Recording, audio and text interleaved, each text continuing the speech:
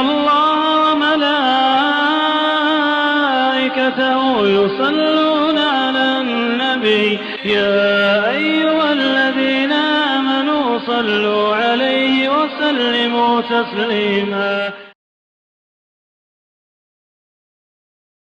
بسم الله الرحمن الرحيم.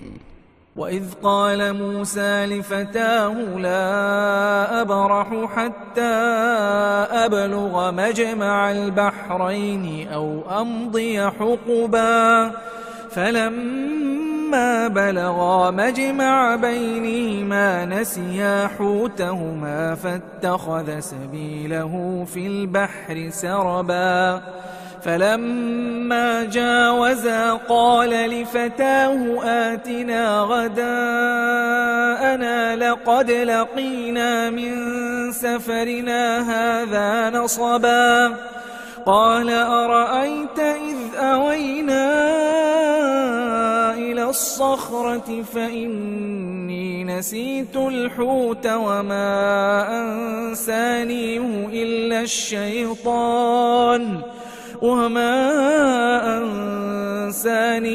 إلا الشيطان أن أذكره واتخذ سبيله في البحر عجبا قال ذلك ما كنا نبغي فارتدا على آثارهما قصصا فوجدا عبدا من عبادنا آتيناه رحمة من عندنا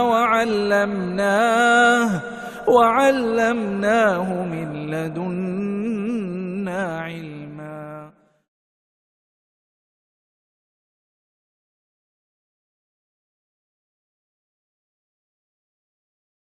رب اشرح لي صدري ويسر لي أمري واحلل عقدة من لساني يفقهوا قولي.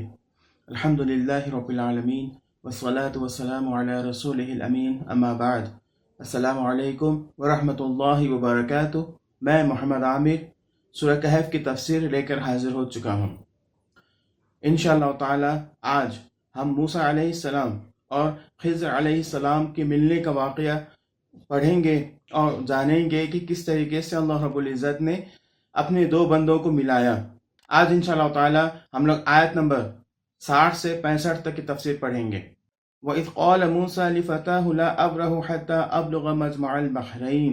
اس حصے میں اللہ رب العزت نے یہ بات بتائی ہے اور اللہ کے رسول علیہ السلام کو اس دن کو یاد کرنے کے لیے کہا ہے جس دن موسیٰ علیہ السلام نے اپنے خادم سے کہا تھا کہ ہم لوگ تب تک چلتے رہیں گے جب تک کہ دو دریاؤں کا جہاں ملن ہوتا ہے وہاں نہ پہنچ جائیں. او امضی حقبا ورنہ سالوں تک یہ سفر چلتا رہے گا.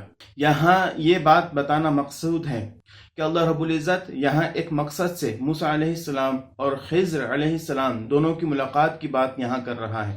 اور اللہ کا یہاں مسلمانوں کو یہ بات بتا دینا مقصد ہے کہ اس دنیا کے اندر جو بھی کارنامے ہوتے ہیں، جو بھی حکم اللہ کا ہوتا ہے، وہ ایک مصلحت کے تحت ہوتا ہے. چاہے دیکھتے وقت ایسا لگے کہ جو کافر ہیں، جو اللہ کو نہیں ماننے والے ہیں، جو گنہگار ہیں، جو نافرمان ہیں، وہ اس دنیا میں عیش کر رہے ہوتے ہیں، اور جو مسلمان ہیں اور جو اللہ کے فرما بردار بندے ہیں، جو اللہ پر ایمان لاتے ہیں، آخرت پہ ایمان رکھتے ہیں، ان پر آزمائشوں کا پہاڑ ٹوٹا ہوا رہتا ہے اور مسلسل یہ سلسلہ چلتا رہتا ہے. اکثر یہی دیکھا جاتا ہے کہ لوگ جو گنہگار ہوتے ہیں وہ پھل پھول رہے ہوتے ہیں، اور جو نیکوکار ہوتے ہیں، اکثر نیکوکار لوگوں کو اللہ رب العزت کے آزمائش کا سامنا کرنا پڑتا ہے.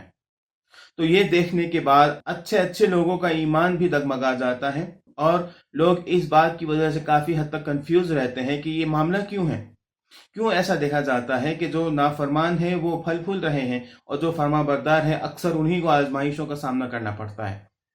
تو اس کی ایک چھوٹی سی مثال اللہ رب العزت نے یہاں موسیٰ علیہ السلام اور خضر علیہ السلام کی ملاقات اور اس کے بعد جو واقعات پیش آتے ہیں ان واقعات کے ذریعے سے اس بات کا جواب دیا ہے کہ اس دنیا کے اندر جو بھی ہوتا ہے ایک مصلحت کے تحت ہوتا ہے، اور جو بھی اٹپٹا یا انہونی جیسی کوئی بات ہمیں نظر آ رہی ہوتی ہے، یا ایسا لگتا ہے یہ کام اس شخص کے ساتھ نہیں ہونا چاہیے تھا، یا فلاں شخص کے ساتھ یہ واردات نہیں پیش آنا چاہیے تھا، تو وہاں پہ اللہ تعالیٰ کی مصلحت اور اللہ تعالیٰ کی حکمت کار فرما ہوتی ہے، وہاں اللہ تعالیٰ کی حکمت ہی ہوتی ہے جس کی وجہ سے وہ کام ہو رہا ہوتا ہے۔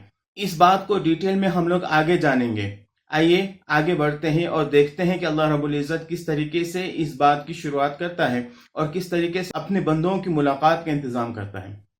فلما بلغا مجمع بینہما نسیا حوتہما، جب دونوں یعنی کہ موسیٰ علیہ السلام اور آپ کے جو خادم ہیں، جب دونوں اس جگہ کو پار کر جاتے ہیں، دونوں کو یہ بات یاد نہیں رہتی ہے کہ یہ وہی جگہ ہے، کیونکہ جو نشانی کے طور پر اللہ رب العزت نے دیا تھا وہ نشانی والی چیز موسیٰ علیہ السلام کے خادم کے پاس ہوتا ہے، تو آپ کا خادم یہ بات بھول جاتا ہے۔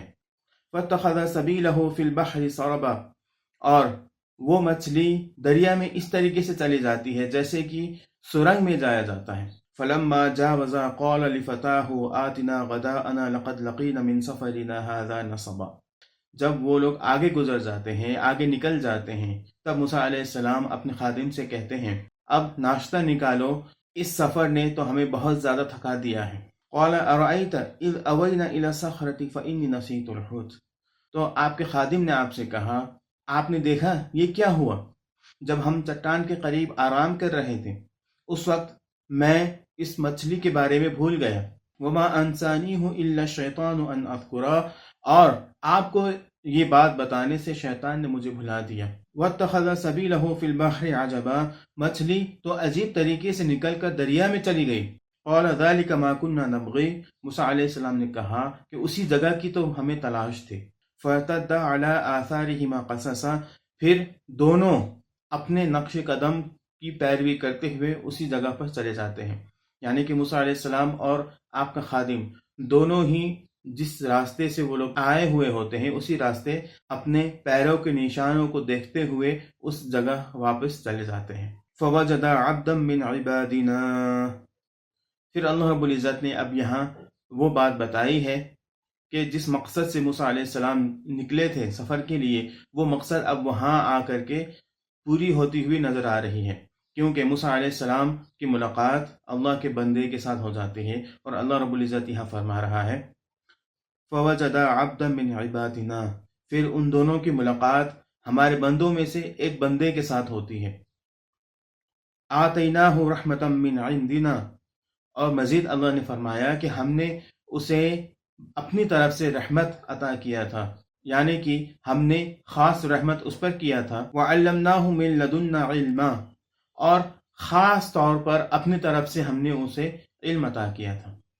تو وہ جو بندے ہیں جن سے ملاقات کے لیے موسیٰ علیہ السلام گئے ہوئے ہوتے ہیں وہ خضر علیہ السلام ہیں، اور آپ دونوں کی ملاقات وہاں ہو جاتی ہے۔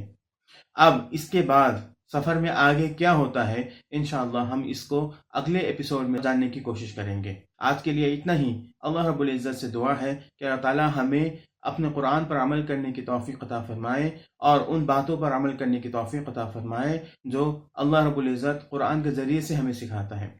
آمین۔ وآخر دعوانا ان الحمد للہ رب العالمین۔ السلام علیکم ورحمۃ اللہ وبرکاتہ۔